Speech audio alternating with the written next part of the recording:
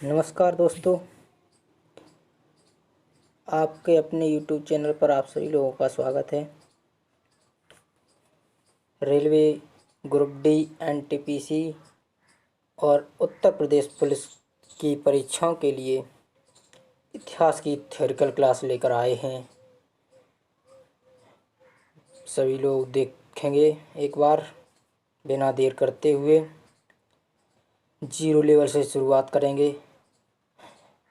प्राग ऐतिहासिक काल, इतिहास की शुरुआत यहीं से हुई। तो देखेंगे प्राग ऐतिहासिक काल को। प्राग ऐतिहासिक काल को 3 भागों में बांटा जाता है। पहला है पुरापाषाण काल, दूसरा है मध्यपाषाण काल, तीसरा है नवपाषाण काल। पुरापाषाण काल, मध्यपाषाण काल और नवपाषाण काल। वह काल, प्रागैतिहासिक काल के बारे में जानेंगे। वह काल जिसके बारे में हमें कुछ एग्जैक्ट पता नहीं, हमें किसी ने कुछ बताया नहीं क्लियर, लेकिन हम पुरातात्विक स्रोतों के आधार पर अनुमान लगाते हैं कि प्रागैतिहासिक काल के बारे में जानते हैं। इतिहास के पहले का समय प्रागैतिहासिक काल मानते हैं हम, और सभी पुरातात्विक स्रोतों के आधार पर पता लगाया जाता है और उसी से हम ज्ञात करते हैं। कहीं क्लियर लिखा नहीं मिलेगा आपको कि ये इस समय का है। हम अनुमान लगाते हैं रेडियो डेटिंग विधि और काफ़ी पुरातात्विक स्रोतों के आधार पर। तो चलिए देखते हैं वह काल जिसके बारे में हमने कुछ पढ़ा नहीं, हमें कुछ ज्ञात नहीं, लेकिन सभी पुरातात्विक स्रोत के आधार पर अनुमान लगाते हैं कि ये पुरातात्विक खुदाई के बाद प्राग ऐतिहासिक काल को। चलिए फिर से देखते हैं।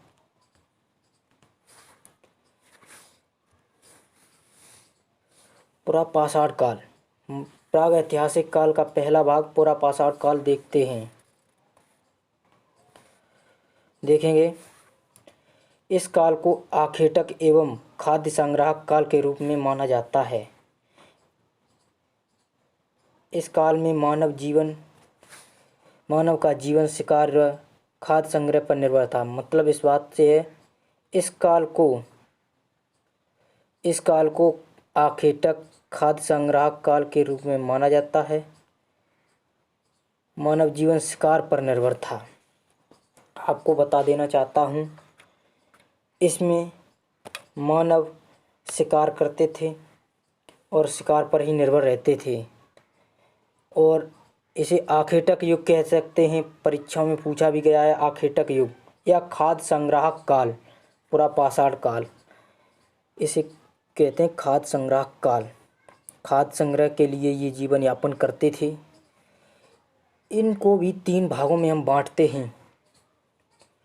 पहला है निम्न पुरापाषाण काल, दूसरा है मध्य पुरापाषाण काल।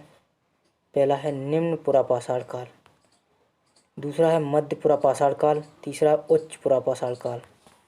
3 भागों में बांटते हैं। निम्न पुरापाषाण काल, मध्य पुरापाषाण काल, उच्च पुरापाषाण काल। भारत में पुरापाषाण कालीन मानव के शरीर का अवशेष जीवाश्म कहीं से प्राप्त नहीं हुआ है, लेकिन आगे खुदाई में कुछ मिलेगा तब आपको आगे पढ़ाएंगे। भारत में पुरापाषाण कालीन मानव का शरीर का जीवाश्म कहीं से प्राप्त नहीं हुए हैं, कहीं से भी प्राप्त नहीं हुए हैं। ये 3 भाग हैं, निम्न पुरापाषाण काल, मध्य पुरापाषाण काल और उच्च पुरापाषाण काल। इनको देखना होगा, ये पूछा जाता है। चलिए देखते हैं।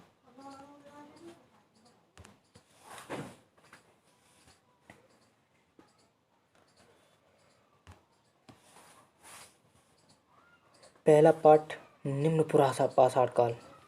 निम्न पुरापाषाण काल इस काल में क्वार्टजाइट पत्थरों का उपयोग करके उपकरण बनाए जाते थे। ये पता याद रखना है, क्वार्टजाइट पत्थरों का उपयोग करके उपकरण बनाए जाते थे। पूछा गया है परीक्षाओं में, एसएससी में पूछा गया था एक बार कि किस काल के मानव क्वार्टजाइट पत्थर का उपयोग करते थे, तो निम्न पुरापाषाण काल के उपकरण यूज करते थे। इसी आधार पर इनको दो भागों में बांटा है। और आपको बता देना चाहता हूँ, अग्नि का ज्ञान, अग्नि का ज्ञान जो हुआ है, अग्नि का ज्ञान हमें इसी काल से हुआ है। अग्नि का ज्ञान जो हुआ है इसी से हुआ है। उपकरण के आधार पर इनको दो भागों में बांटा गया है, दो भागों में विभाजित किया गया है उपकरणों के आधार पर।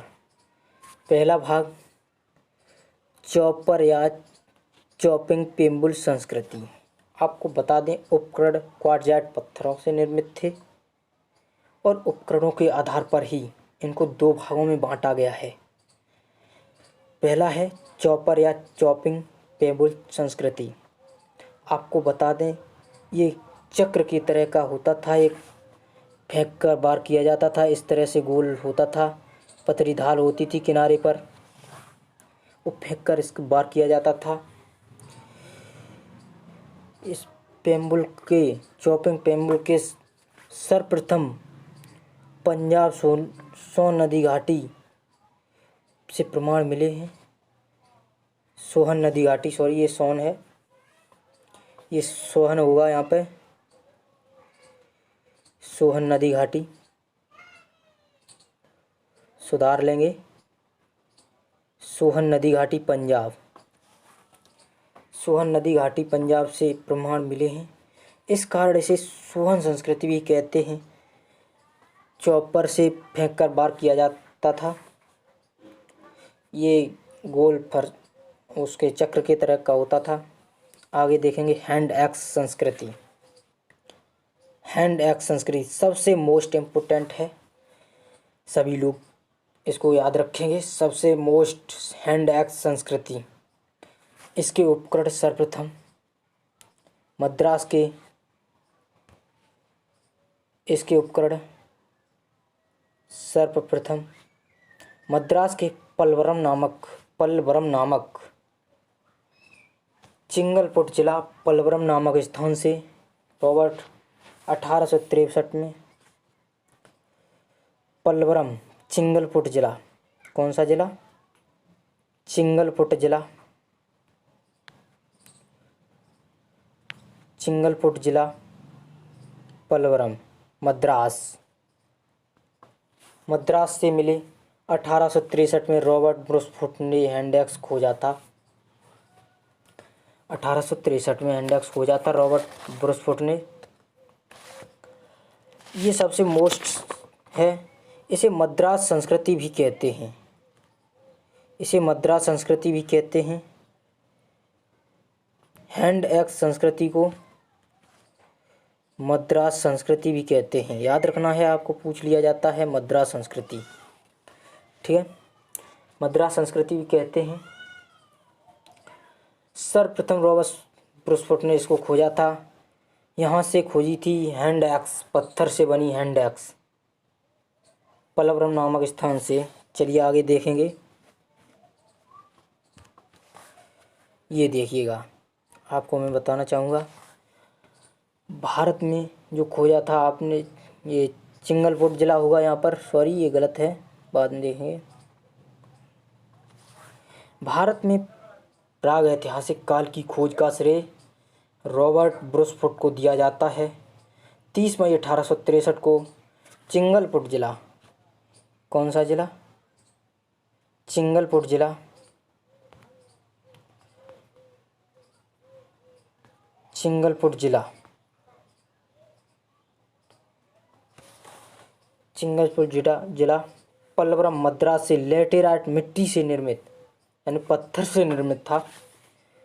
पत्थर से निर्मित हस्त कुठार। फिर से एक बार देखेंगे। भारत में प्रागैतिहासिक काल की खोज का श्रेय रॉबर्ट ब्रुसफुट को दिया जाता है। 1830 में 30 मई 1863 में चिंगलपुट जिला पल्लवरम मद्रास से मिट्टी से निर्मित यानी पत्थर से निर्मित हस्त कुठार की खोज की। इन्हें ही प्रागैतिहासिक काल का जनक कहा जाता है। याद रखेंगे आप नोट्स बनाते चलेंगे। इनको ही प्रागैतिहासिक काल का जनक कहा जाता है। आगे देखेंगे। सबसे महत्वपूर्ण खोज 1982 में अरुण सोनकिया ने मध्य प्रदेश के नर्मदा नदी घाटी से, कहाँ से? मध्य प्रदेश के नर्मदा नदी घाटी से हथनौरा होशंगाबाद जिला से एक मानव कपाल खोजा गया। यह सबसे प्राचीनतम साक्ष्य मानव अवशेष का है। ये अभी तक खोजा गया है, लेकिन ये 1982 में खोजा गया था,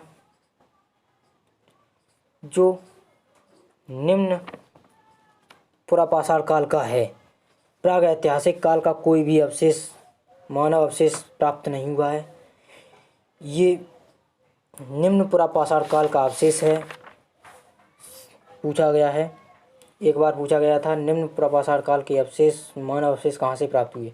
तो नर्मदा नदी घाटी से हथनौरा होशंगाबाद से मानव कपाल खोजा गया था। ये सबसे प्राचीनतम साक्ष्य मानव का निम्न पुरापाषाण काल से है। और भारत में प्रागैतिहासिक काल की खोज का श्रेय रॉबर्ट ब्रुसफुट, इनको ही हम जनक कहेंगे प्रागैतिहासिक काल का। आज की थ्योरिकल क्लास बहुत ही छोटी हुई। आगे से लेक्चर को थोड़ा बढ़ाया जाएगा। आज के लिए धन्यवाद। इतना ही रखते हैं। और अगर हमारी क्लास अच्छी लगी तो शेयर करें, सब्सक्राइब करें और लाइक करना ना भूलें। और जो भी आपको इसमें कमी लगे वो कमेंट में लिखना ना भूलें। Thank you.